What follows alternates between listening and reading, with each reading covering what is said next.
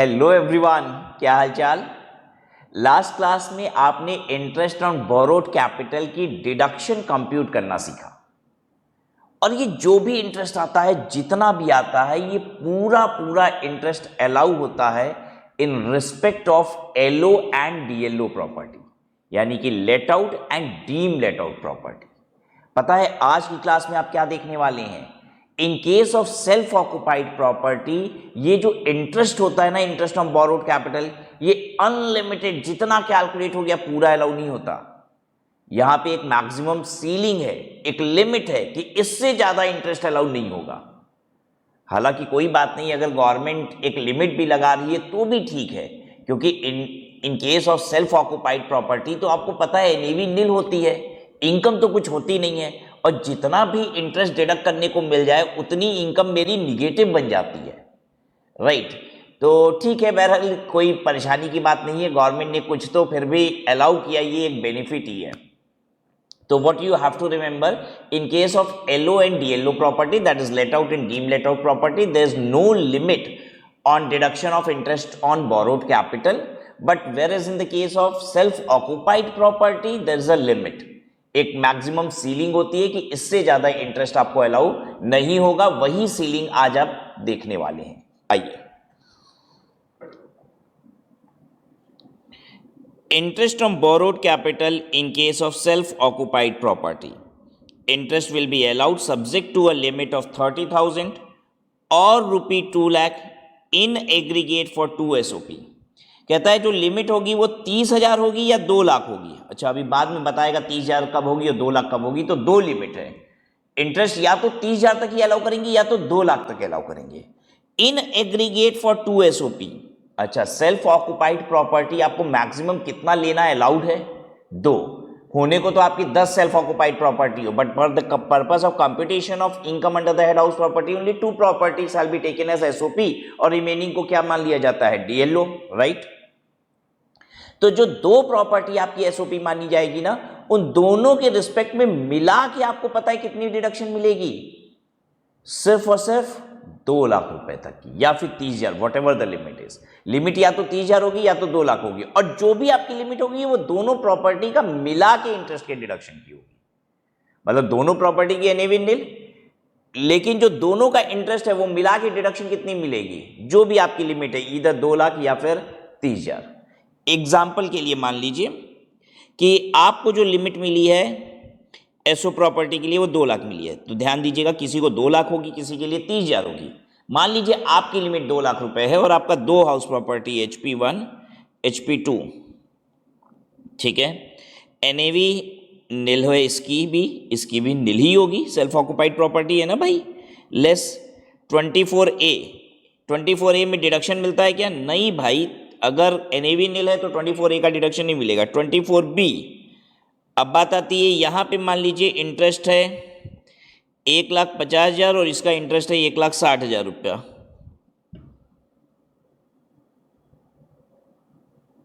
ठीक है, तो आपको कितनी डिडक्शन मिल जाएगी? इसके रिस्पेक्ट में इनकम आ रही है -1,50,000 -1,60,000। क्या ऐसा कंसीडर होगा? नहीं, ये दोनों ही इंटरेस्ट मिला के आपको कितना डिडक्शन मिलेगा? मैक्सिमम 2 लाख रुपया का, राइट। यानी कि आपकी जो कंप्यूटेशन होगी वो ऐसे होगी, HP1 HP2 दोनों मिला के हम बोलेंगे टोटल एनएवी नील है, 24 डिडक्शन दोनों का नील है, और ये दोनों का मिला के 2 लाख, इसलिए -2 लाख रुपए की इनकम है दोनों के रिस्पेक्ट में। अब आपको बात समझ में आ गई कि अगर आपकी 2 हाउस प्रॉपर्टी सेल्फ ऑक्युपाइड है तो दोनों की एनएवी नील है, ठीक है। दोनों की एनएवी मिला के भी नील है, इंडिविजुअल नील है, दोनों की मिला के भी नील है। अगर दोनों का इंटरेस्ट मिला के 2 लाख रुपए से कम होता तो टेंशन नहीं होती। जैसे मान लीजिए यहां पे इंटरेस्ट होता 60,000 रुपया और यहां पे इंटरेस्ट होता 50,000 रुपया, तब तो आप अलग अलग दोनों कैलकुलेट कर लेते, ये भी अलाउड है ये भी अलाउड है। दोनों की टोटल अगर 2 लाख था, अगर दोनों की टोटल मिला के 2 लाख से ज़्यादा हो जाती तो फिर इंडिविजुअल आप देने की बजाय आप टोटल कंप्यूट कर देते, दोनों हाउस प्रॉपर्टी का मिला के इनकम हम बता पाएंगे अब भाई। अंडरस्टूड? क्योंकि फिर टोटल ही 2 लाख रुपए होती। मैं समझा देता हूं आपको, जैसे HP1 और HP2 है, NAV नील, NAV नील। अब ये इंटरेस्ट की बात करते हैं, इंटरेस्ट का डिडक्शन।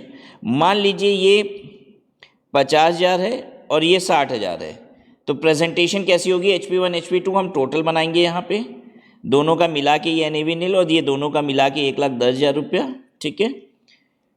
ये -50,000 है, ये -60,000 है, गुड। ये -1,10,000 टोटल हो जाएगा दोनों हाउस प्रॉपर्टी की इनकम। लेकिन सपोज करिएगा HP1 HP2 NAV नील है दोनों की, और ब्याज कितना था? 1,50,000 और 1,60,000। इंटरेस्ट कितना था मैं आपको इधर लिख के बता देता हूँ, 1,50,000 और 1,60,000 ये इंटरेस्ट था, ठीक है।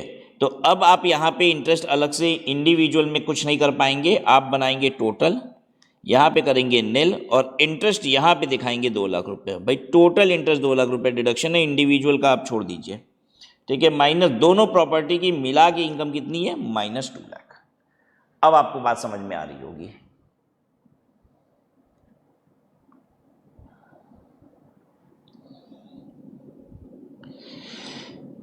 So the limit would be either 30,000 rupees or 2 lakh rupees in aggregate for 2 SOP. If all the following conditions are satisfied, interest will be allowed up to 2 lakh in aggregate. अच्छा, अगर सारी condition satisfied है तो limit 2 lakh की है, यानी इनमें से कोई भी कंडीशन एक सेटिस्फाई नहीं हो पाई तो लिमिट हो जाएगी 30,000। अब बात समझ में आई, 3 कंडीशन सेटिस्फाई करोगे 2 लाख की लिमिट।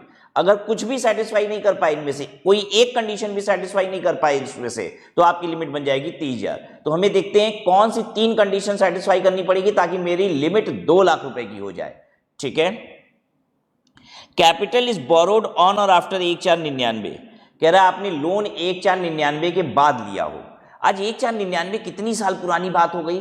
आज से 25 साल पुरानी बात हो गई, ठीक है। आपको पता है कि हाउसिंग लोन कितने साल का होता है? चलिए आपको यह भी बता दें, हाउसिंग लोन कितने साल का होता है।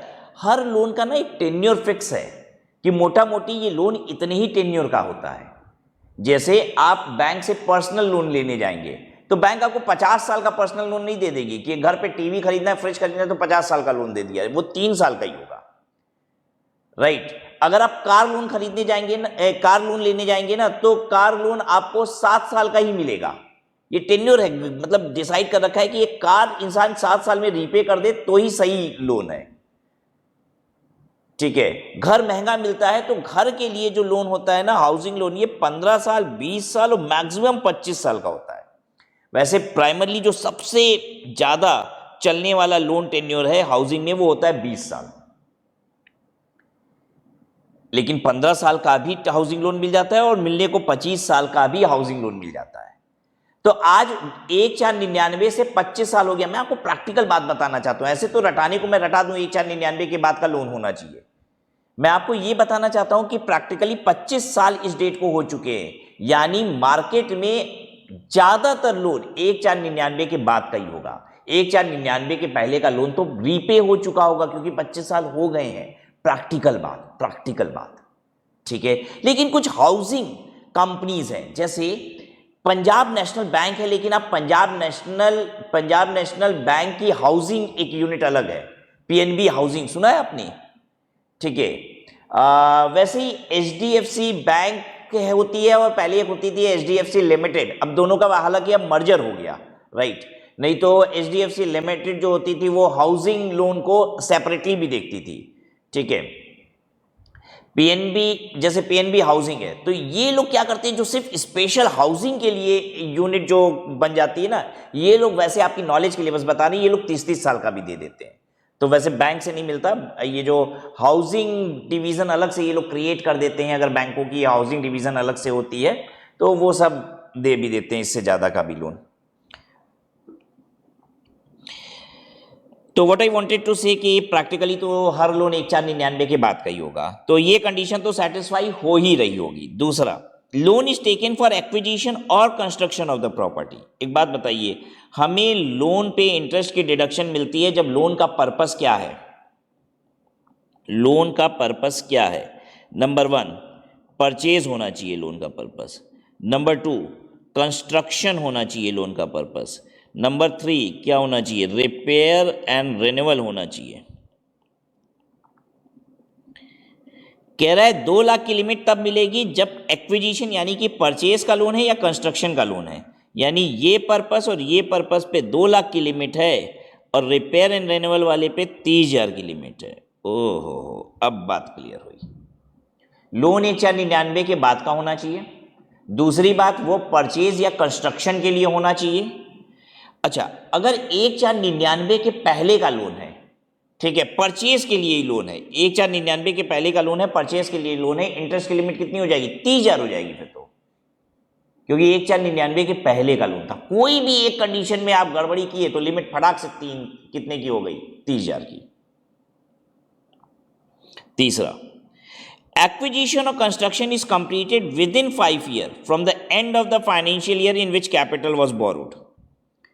आपकी एक्विजिशन और कंस्ट्रक्शन 5 साल के अंदर अंदर कंप्लीट हो जानी चाहिए from the end of the financial year in which capital was borrowed. आपके लोन, जिस साल भी आपने लोन लिया है उस साल के अंत से 5 साल के अंदर अंदर आपका परचेज कंस्ट्रक्शन कंप्लीट हो जाना चाहिए, तभी आपको डिडक्शन 2 लाख रुपए की लिमिट की मिलेगी। अदरवाइज आपकी डिडक्शन कितनी हो जाएगी? 30,000 रुपया। जैसे मान लीजिए आपने लोन लिया है, लोन टेकन ऑन 15/10/23, तो कब तक आपकी प्रॉपर्टी का परचेज या कंस्ट्रक्शन हो जाना चाहिए?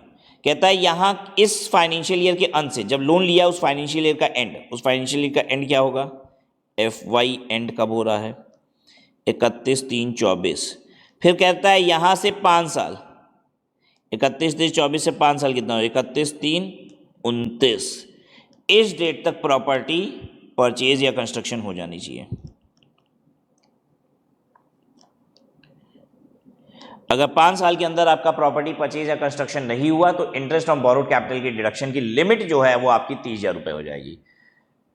तो यानी जब भी आप लोन कर्जा ले तो कर्जा लेने के बाद मकान बनवाना आप शुरू करते हैं तो 5 साल के अंदर खत्म कर लीजिएगा। जनरली देखिए परचेज में तो इतना टाइम नहीं लगेगा, लोन लिया है तो परचेज तो हमारा इमीडिएट हो जाएगा, ठीक है।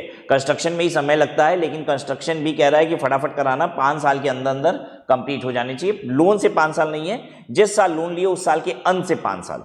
जैसे मान लीजिए अगर हम लोन लिए होते इस डेट की बजाय 1/4/23 को, तो भी हमको इतना ही समय मिल जाता, तब हमको 6 साल का समय मिल जाता, क्योंकि 1/4/23 से अंत कितना हुआ? 31 मार्च 24, और यहां से 5 साल हो गया 31 मार्च 29। तो लोन अगर इस डेट को भी लिए हो तो इस डेट तक प्रॉपर्टी आप कंप्लीट कर सकते हो, ठीक है। चलिए एक छोटा सा क्वेश्चन करते हैं आपसे, बस लिमिट पूछते हैं आपसे कि लिमिट कितनी होगी। आप हमको लिमिट बताइएगा, limit in respect of low interest on, limit in respect of interest on borrowed capital for self occupied property, SOP। पहला केस 1, लोन नहीं, फॉर SOP क्यों बताएंगे, बस इंटरेस्ट ऑन बोरोड कैपिटल की लिमिट क्या होगी? Loan for repair of LO property, आपने loan लिया है for repair of late out property, बस बाकी इंफॉर्मेशन हम नहीं बता रहे हैं, कब लिया है, क्या लिया है, बस इतने से ही बताइए। What is the limit? Limit क्या होगी? No limit. अरे भाई साहब, लेट आउट प्रॉपर्टी है, लेट आउट प्रॉपर्टी के केस में कोई थोड़ी लिमिट थोड़ी ना होती है कि आपको ये सब देखने की कंडीशन जरूरत है। कंडीशन कहां देखने की जरूरत है? Self occupied property, right. और अगर आपसे ये क्वेश्चन गलत हो गया है तो यानी आप ध्यान नहीं दे रहे हैं, तो अब अलर्ट हो जाइए। अभी तक अलर्ट नहीं थे, चलेगा, अब अलर्ट हो जाइए। एक एक बात बहुत ध्यान से सुनना है। Case 2, loan for repair of self occupied property taken in December 2022। 1/4/99 के बाद का लोन है यार, एकदम ताजा ही लोन है, दिसंबर 22 का लोन है, और लोन आपने लिया है रिपेयर ऑफ SOP के लिए। लिमिट कितनी होगी?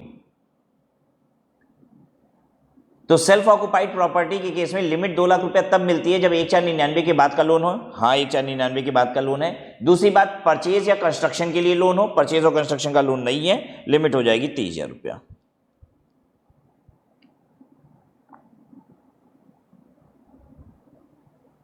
ठीक है, मैक्सिमम लिमिट इतनी हो जाएगी।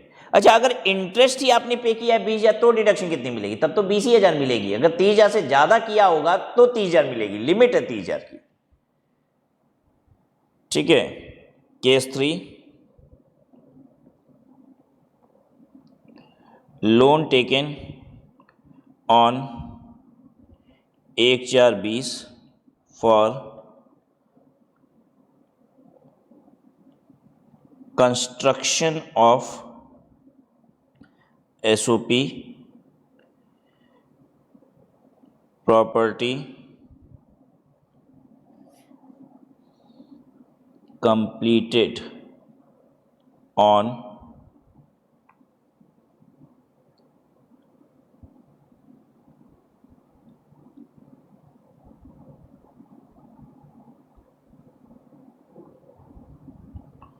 15/10/25। लोन आपने लिया था 1/4/20 को for construction of self occupied property. Property complete हुई है 15/10/25 को। बताइए लिमिट कितनी होगी? तो सेल्फ ऑक्युपाइड प्रॉपर्टी है तभी लिमिट है। अगर यहीं हम बस LOP लिख देना तब तो आपको दिमाग ही नहीं लगाना है। LO लिख दे, DLO लिख दे, तब तो पूरा पूरा इंटरेस्ट जाएगा। आप सीधे नो लिमिट लिखिए। ठीक है, तो चलिए कंडीशन को देखते हैं। सेल्फ ऑक्युपाइड प्रॉपर्टी के केस में क्या क्या कंडीशन है। नंबर 1, लोन कब लिया हो? 1/4/99 के बाद। 1/4/99 के बाद का लोन है, यस। नंबर 2, कंस्ट्रक्शन या परचेज का होना चाहिए। कंस्ट्रक्शन या परचेज का लोन है। देखते जाइए, कोई टेंशन नहीं है।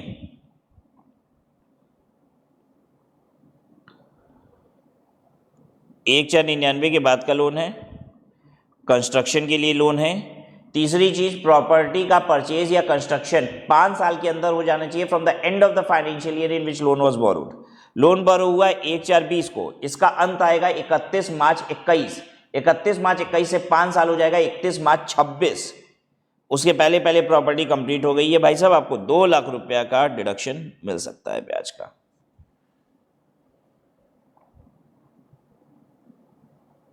ठीक है, आइए।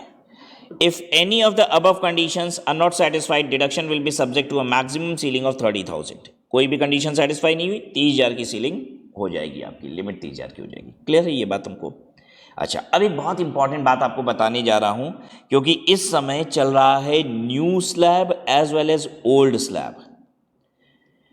और पता नहीं आपको याद है कि नहीं, क्योंकि इन बातों को किए तो बहुत दिन हो गया। न्यू स्लैब मतलब 115 BAC, और इसमें आपको बताया गया है कि अगर आप 115 BAC ऑप्ट करते हैं न्यू वाला स्लैब, तो बड़े सारे एग्जेम्पशन और डिडक्शन मर जाते हैं। याद है आपको? मर जाते हैं मतलब नहीं मिलते हैं। उसी में से एक डिडक्शन है ये वाला, interest on borrowed capital. Capital self occupied property वाला। अगर आप न्यू स्लैब ऑप्ट करते हैं तो interest on borrowed capital in case of self occupied property आपको अलाउड नहीं होता है। तो ये जो 30,000 2 लाख रुपया ये सब बोल रहे, कुछ नहीं अलाउ होगा। ये interest on borrowed capital allowed ही नहीं होगा। लेकिन सिर्फ SOP में अलाउ नहीं होता, ये भी बात ध्यान रखिएगा। LO और DLO में अलाउ होगा।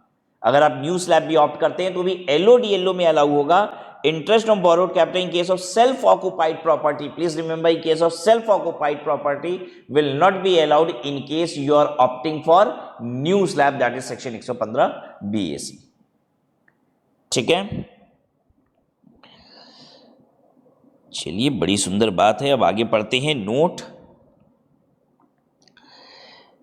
When more than 1 loan has been taken. अब आपने एक से अधिक लोन लिया है, जैसे मैंने बताया आपने 2 लोन लिया है, 2 लोन फॉर कंस्ट्रक्शन HP1 का और HP2 का। बताइए हमारी लिमिट कितनी होती है? दोनों की मिला के कंबाइंड लिमिट कितनी होगी? 2 लाख रुपए। अब मैंने 2 लोन लिया है, कंस्ट्रक्शन का और रिपेयर का।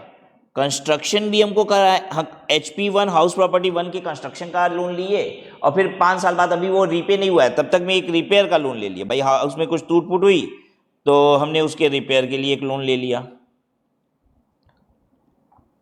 सेम हाउस का ही।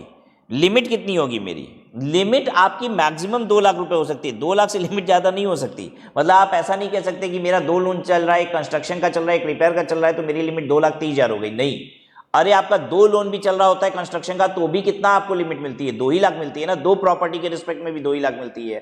तो एक प्रॉपर्टी का कंस्ट्रक्शन करा लीजिए, दूसरे का रिपेयर करा लीजिए, तो भी 2 ही लाख लिमिट है। सेम प्रॉपर्टी का कंस्ट्रक्शन, सेम प्रॉपर्टी का रिपेयर करा लीजिए, तो भी लिमिट कितनी है आपकी?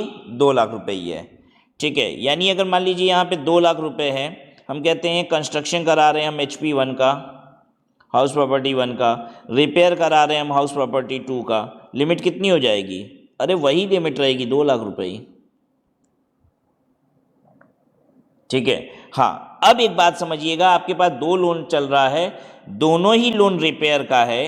ठीक है, एक रिपेयर का लोन है HP1 का, एक रिपेयर का लोन है HP2 का। अब लिमिट कितनी होगी? अब लिमिट होगी 30,000 रुपये, क्योंकि भाई रिपेयर की लिमिट ही 30,000 रुपये है ना। ठीक है, लेकिन एक रिपेयर एक कंस्ट्रक्शन है तो 2 लाख रुपए की लिमिट मिल जाएगी, दोनों कंस्ट्रक्शन है तो भी 2 लाख रुपए की लिमिट। क्लियर है बात सबको? हाँ, इतना ही नहीं है, बाकी कंडीशन का भी ध्यान रखिएगा। 1,499 के बाद का लोन होना चाहिए, 5 साल के अंदर प्रॉपर्टी कंप्लीट होनी चाहिए, इस बात का भी ध्यान रखना है। हम ये मान रहे हैं कि बाकी 2 कंडीशन सेटिस्फाइड है, तो बस बाकी कंस्ट्रक्शन और रिपेयर के बेसिस पे अगर लिमिट लगानी हो तो क्या होगी, वो मैंने आपको लिख के दे दी। ठीक है, ये भी आप नोट कर सकते हैं।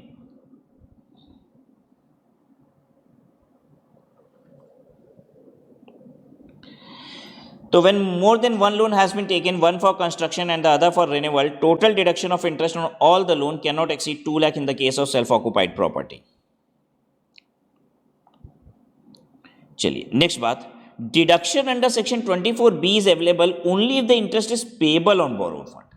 एक बात बताइए, क्या इंटरेस्ट ऑन बोरोड कैपिटल की डिडक्शन तब मिलती है जब आपने पे कर दिया है? नहीं, मैंने आपको बताया था इंटरेस्ट ऑन बोरोड कैपिटल की डिडक्शन ड्यू बेसिस पे मिलती है आपको।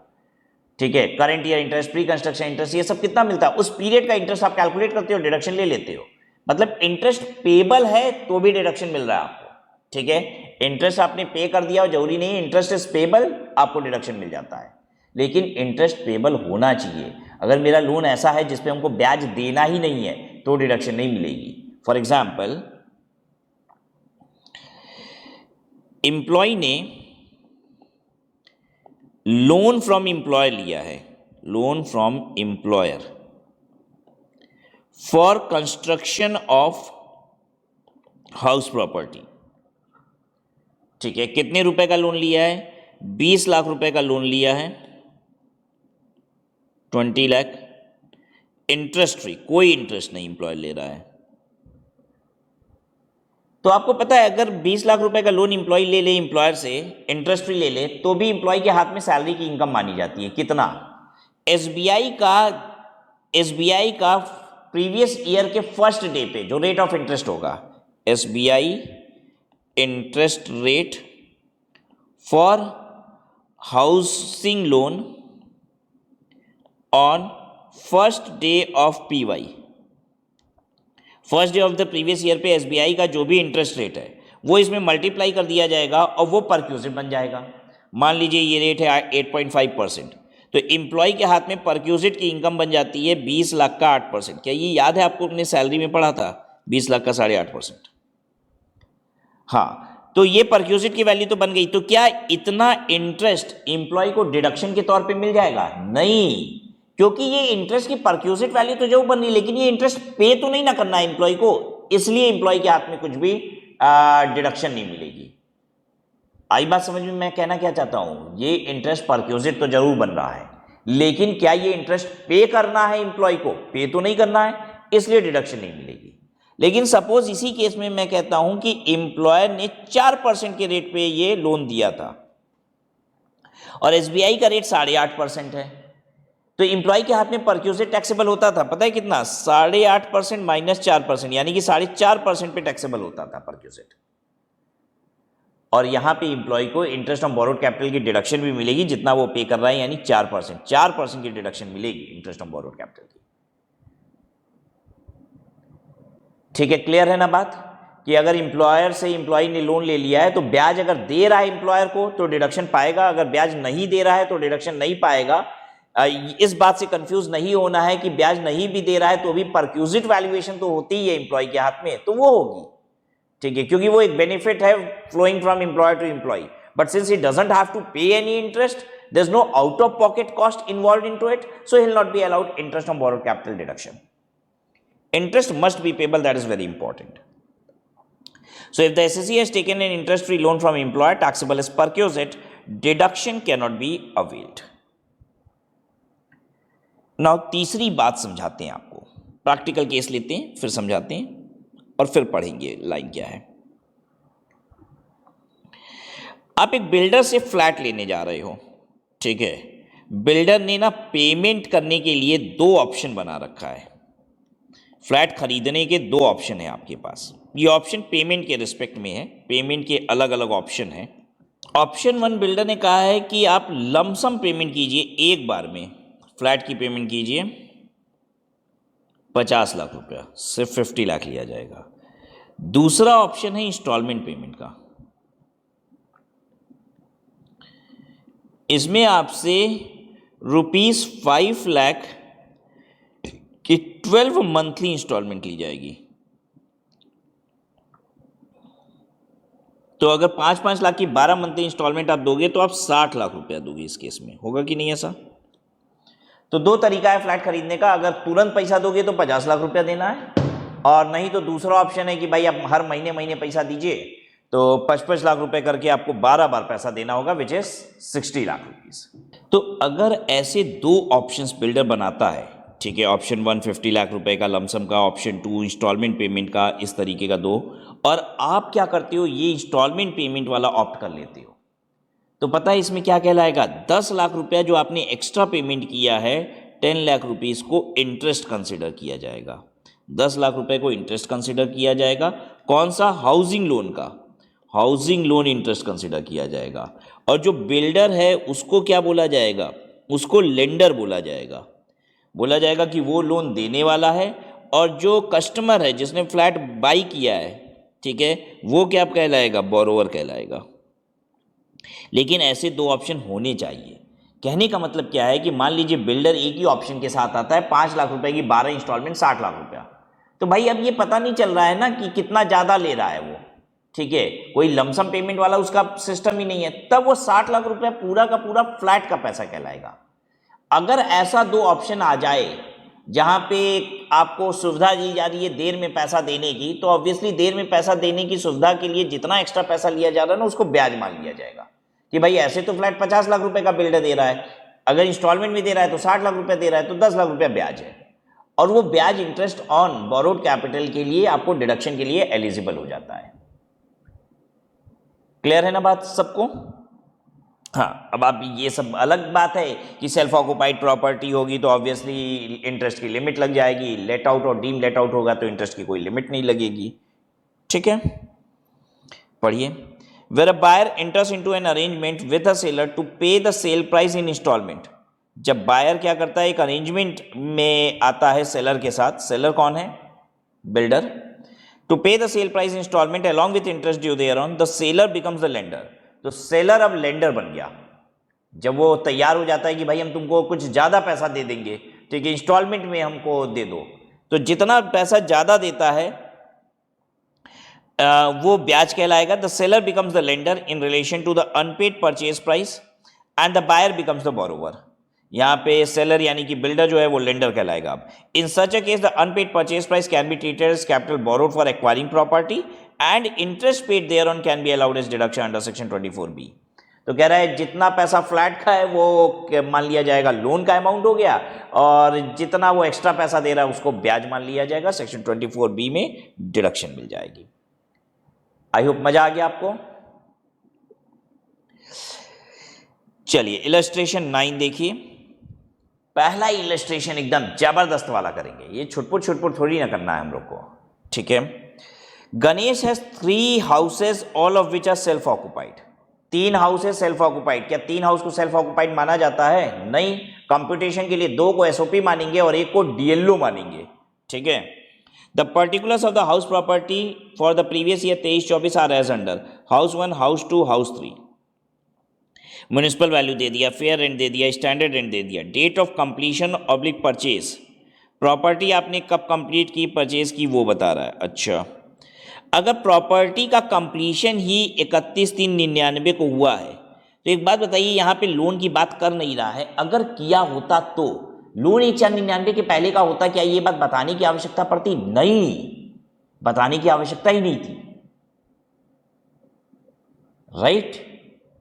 अच्छा, दूसरी चीज, अब ये देखिए, ये प्रॉपर्टी कंप्लीट हुई है कब?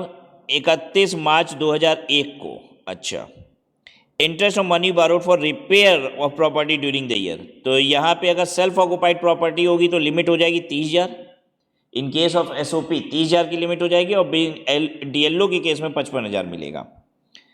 फिर क्या कहता है इधर के रिस्पेक्ट में, क्या बता रहा है? Interest for current year on money borrowed in July 2016 for purchase of property, current year का इंटरेस्ट है, जुलाई 2016 में लोन लिया गया था, तो ठीक है 2016 में लोन लिया गया था ना, तो प्री कंस्ट्रक्शन पीरियड का तो सिस्टम निकल चुका होगा, जो भी आपका करंट ईयर इंटरेस्ट है वो 1,75,000 है। तो अगर आप एसओपी ट्रीट करेंगे तब तो 1,75,000 रुपये लेंगे, और एलओबी ट्रीट करेंगे तो भी 1,75,000 लेंगे। चलिए ठीक है।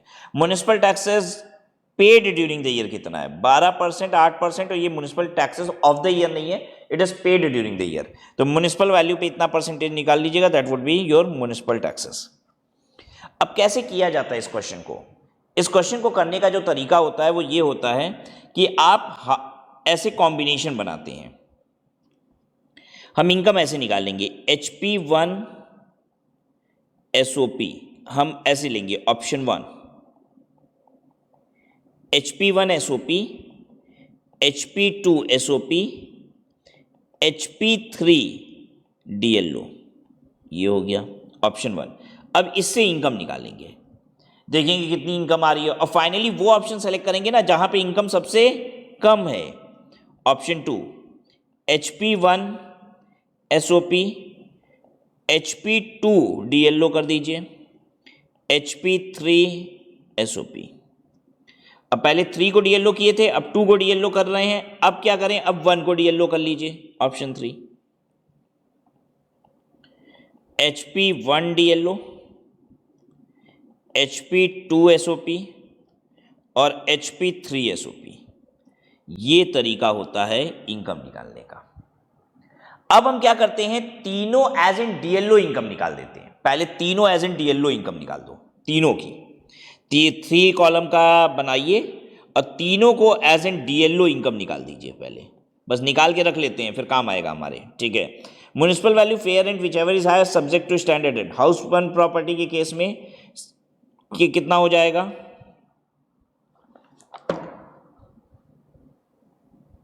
देखिए, municipal value fair rent whichever is higher 375, subject to standard rent करेंगे 350, तो 350 क्या हो जाएगा आपका? Step number 1 350। हाउस 2 का वैसे ही निकाल लीजिए, हाउस 2 में वैसे ही करेंगे, तो म्युनिसिपल वैल्यू फेयर रेंट में 360 ज़्यादा आया, सब्जेक्ट टू स्टैंडर्ड रेंट से कम होना चाहिए, है 360, ठीक है। सिमिलरली हाउस 3 का आ गया। अब म्युनिसिपल टैक्सेस, जो म्युनिसिपल वैल्यू है उसका परसेंटेज अप्लाई कर दीजिए, म्युनिसिपल वैल्यू जो भी है उसका परसेंटेज अप्लाई कीजिए बच्चों। 12% ऑफ 3,36,000, फिर 3,60,000 का 8%, 3,60,000 का 8%, कैलकुलेटर उठा लिया मैंने, 3,60,000 इंटू 8%, 28,800, और फिर कितना है 3,30,000 का 6%, 3,30,000 इंटू 6%, 19,800। ये म्युनिसिपल टैक्सेस मैंने लेस कर दिया, ठीक है। अच्छा, आपको तो मालूम ही है ना कि यहाँ पे expected rent is GAV, step 1 step 2 GAV का नहीं होता है, क्योंकि ये DLO प्रॉपर्टी है, ठीक है। ऐसा थोड़ी ना ये लेट आउट है, एक्चुअल में थोड़ी ना लेट आउट है, ये तो 2 से ज़्यादा SOP माना नहीं जाता, इसलिए बेचारा DLO बन गया, ठीक है। तो तीनों की NAV आ गई। अब रही बात 30% की, तो तीनों का 30% लेस कर दिया जो भी NAV आई। और इंटरेस्ट ऑन बोरोड कैपिटल, जब लेट आउट प्रॉपर्टी आप मानते हैं, इसको डीम लेट आउट प्रॉपर्टी मानते हैं, तो जितना इंटरेस्ट होता है पूरी डिडक्शन मिल जाती है। तो 55,000 यहाँ, 1,75,000 यहाँ, तो ये आ गई इनकम आपकी एज एन DLO, तो अब हम क्या करते हैं, अपना ये इस तरीके से सॉल्व करेंगे और डीएलओ में इनकम भर देंगे। HP3 एज एन डीएलओ है 73,640, HP2 एज एन डीएलओ अगर हम लेंगे तो 1,76,840 आएगा, और अगर हम HP1 को एज एन डीएलओ लेंगे तो the income would be 2,19,800।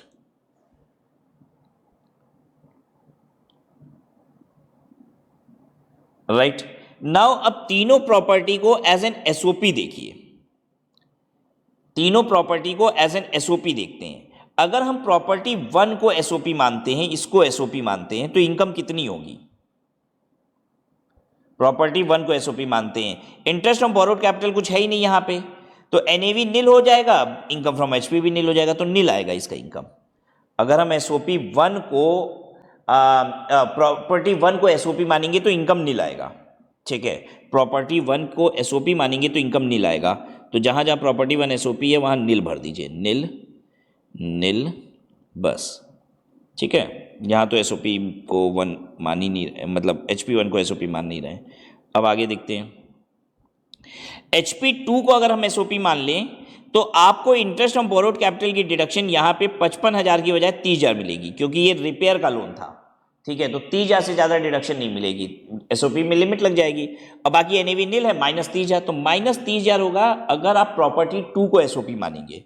Property 2 को एसओपी मानेंगे तो -30,000 होगा, प्रॉपर्टी 2 को एसओपी मानेंगे तो -30,000 होगा। आइए प्रॉपर्टी 3 को एसओपी मानते हैं।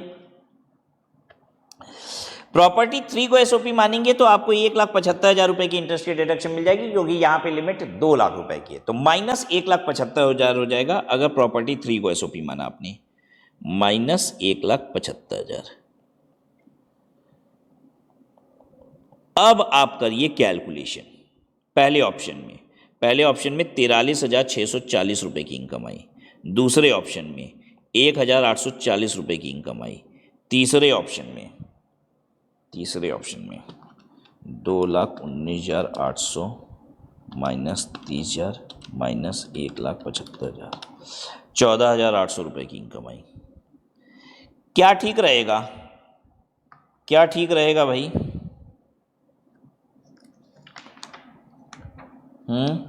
ये ठीक रहेगा, सबसे कम इनकम ये है, इसलिए ऑप्शन 2 सिलेक्टेड।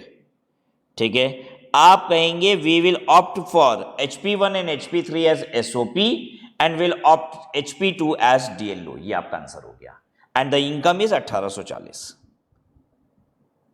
तो क्या बताएंगे? आप बताएंगे कि आप किसको क्या ऑप्ट करेंगे। फाइनल आंसर आपका इस तरीके से अब इसके बाद लिखा जाएगा। आप लिखेंगे HP1 and HP3 will be treated as SOP and HP2 will be treated as DLO and the income from house property is 1,840 रुपए। ठीक है, तो चलिए यही था आज की क्लास में। आपने लिमिट देख ली कि इन respect of self occupied house property हम किस तरीके से अप्लाई करते हैं। तो इस तरीके से हम लोग ने in fact interest on borrowed capital का जितना कुछ भी था वो सब कुछ देख लिया। Will stop here.